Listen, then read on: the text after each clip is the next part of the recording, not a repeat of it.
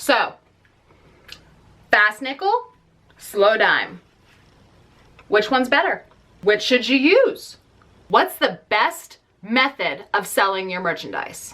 Spoiler alert, it's not up to me to decide. It's up to you. So there's definitely pros and cons to both methods of selling. First, real quick, I just want to go over what these terms mean. If you're new to reselling, you might not know. So let's just do a quick, super quick overview. When we say fast nickel, we are referring to flipping an item really fast, getting our investment back, and reinvesting. And when we do that, we tend to take a lower price for those items just to move it fast. When we say slow dime, that refers to listing an item and waiting for however long it takes to sell to get the most bang for your buck. Waiting as long as it takes to get the return that you wanted on that item that you listed. That's what those terms mean. So let's talk about the reasons why you might choose one or the other. Let's talk about pros and cons. So here are a few reasons why you might decide to do fast nickel method. Maybe you have a super common item. Maybe it's a shirt, maybe it's a piece of clothing, maybe it's a retail item that there are hundreds, if not thousands, if not tens of thousands or hundreds of thousands of similar or identical items listed on whatever platform you're using already. If it's a super common item and a ton of other people have them, you might not want to sit around and wait a long time to get the most profit that you can from that item. If it's super common, you might want to just flip it, get it done, get your money back and reinvest it and get whatever profits you can out of it. Another reason why you might want to fast nickel out of your item is if you have a lot of money invested in it. Let's say you only have so much capital to invest in your business and you need a super quick return on it. You know, if you only have $100 that you can invest and 50 of it is tied up in one item, you might want to flip it really super quick so that you can get that money back and reinvest it in another item. Another reason why you might want to take the fast nickel method is if you have limited storage space. If you don't have a lot of space for storing items long term, you might want to just look at flipping the item really fast so that you can free up that space for more new inventory. Another reason why you might want to go with the fast nickel method is if you have a lot of items that are needing to be listed. And this kind of ties in with the low inventory space. You might have a whole lot of items that need to get listed and you just want to turn them fast. So you go for the fast nickel. Let's talk about the major con of going the fast nickel route. The biggest downside is that you don't make as much money. I mean, when it comes down to it, that's the biggest con. That's the primary reason why you might not want to do it, is because you don't make as much money. If you are just looking to flip it quick and get your initial investment back plus a little bit of gravy on top, you're probably not getting as much of that gravy as you could if you were waiting and waiting and waiting for it to sell. But your primary goal in the fast nickel method is to get your investment back and reinvest it in new merchandise, to just keep churning over items. So, and when you do that, you usually don't make as much money.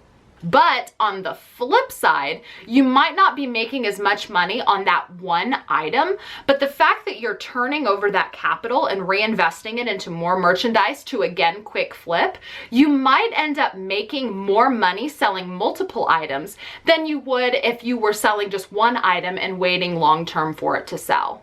Does that make sense? Another con to the fast nickel method is definitely dragging down the market on that merchandise.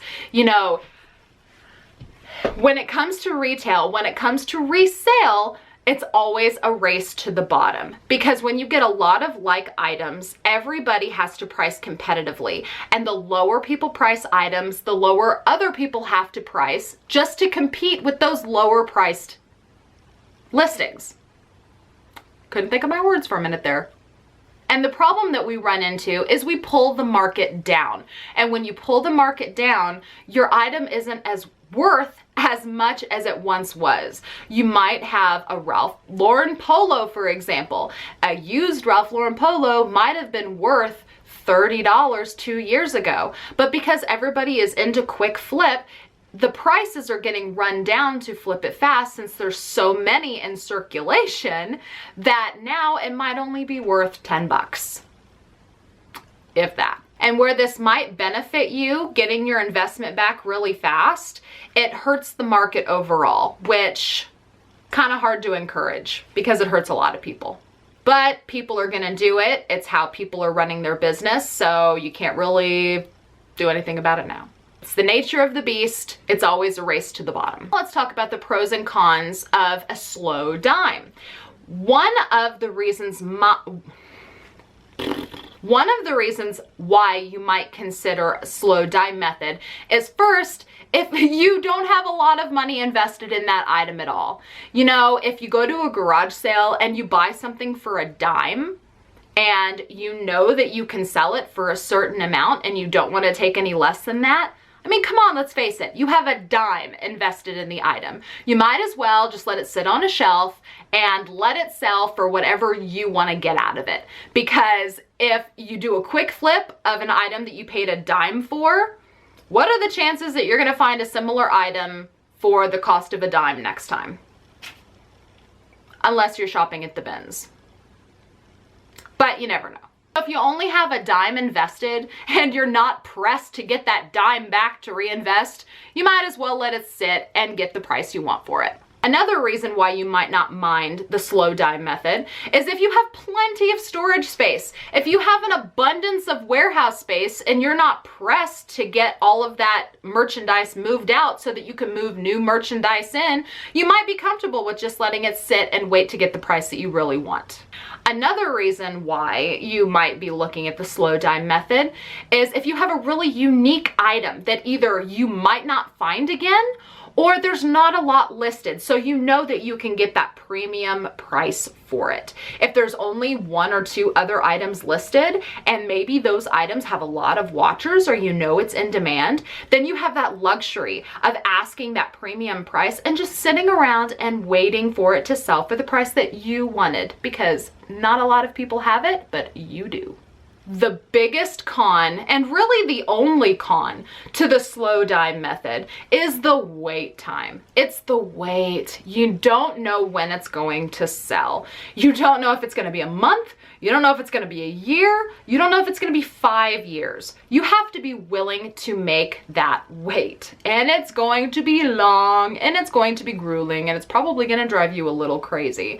So if you have patience, if you are so determined to get that price that you wanted for that item and you have the patience to wait, the slow dime method is good for you. But if you're that person who's maybe turned down a best offer and then a month later it still hasn't sold for what you want, and you're growing impatient and you start thinking to yourself, I wish I would have taken that best offer, maybe the slow dime method's not for you. Maybe you should go quick flip. So now I just want to tell you my thoughts on both methods and what I choose to do. I choose both.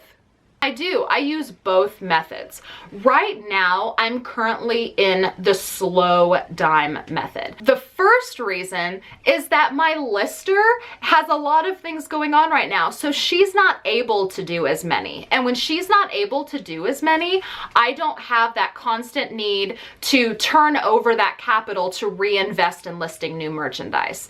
If I'm paying my lister money up front to list items, that means I need to have that turnover of capital in my store so that I can have that money back in my hand to pay her. But when she's not really listing a whole lot, I don't really need that capital to reinvest in a lister. I can tend to wait a little bit longer to get my investment back. Another reason why I'm choosing to go the slow dime method right now is because I don't have a ton of denim inventory. I have I have a lot of other items that I have for myself, and I'm not currently looking to invest more time and money into that because I do have a lot of stuff to do myself, but I don't have a lot of denim inventory lying around for my lister. If I had a ton of inventory that was looking to get listed, I would want to flip it a lot faster. But because I don't have a lot, I don't have that pressing urge to turn it over quick. Another reason why I don't feel the need to go quick flip right now is because I have plenty of capital sitting waiting to be reinvested. If I was really tight on capital to reinvest in my business, then I would be looking to turn it over more. But I have plenty of capital sitting around, so I don't feel that need to flip it fast.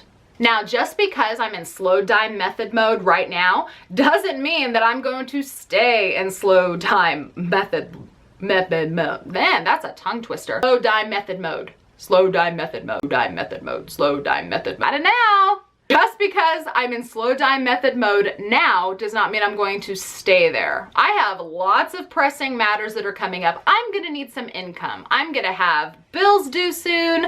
I'm going to have birthdays coming up and Christmas coming up and holidays coming up. So I'm going to need that income. So as soon as income starts to become an issue, I'm gonna start flipping those babies fast.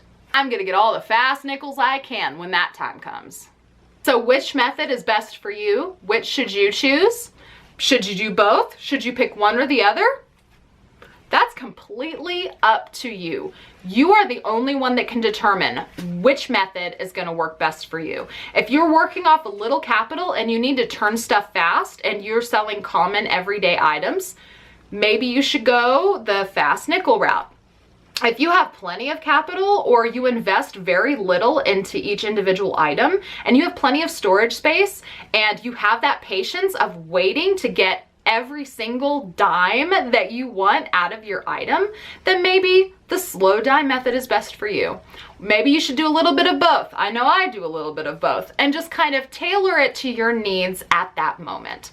But either way, they both work fine, and whatever you decide works best for you is gonna work best for you. Don't let anybody tell you one is better than the other. It's up to you. Thank you guys so much for watching. If you like this video, please give me a thumbs up and let me know. If you have any questions or comments, feel free to leave them in the comments below. And if you haven't subscribed to me yet, I hope you will.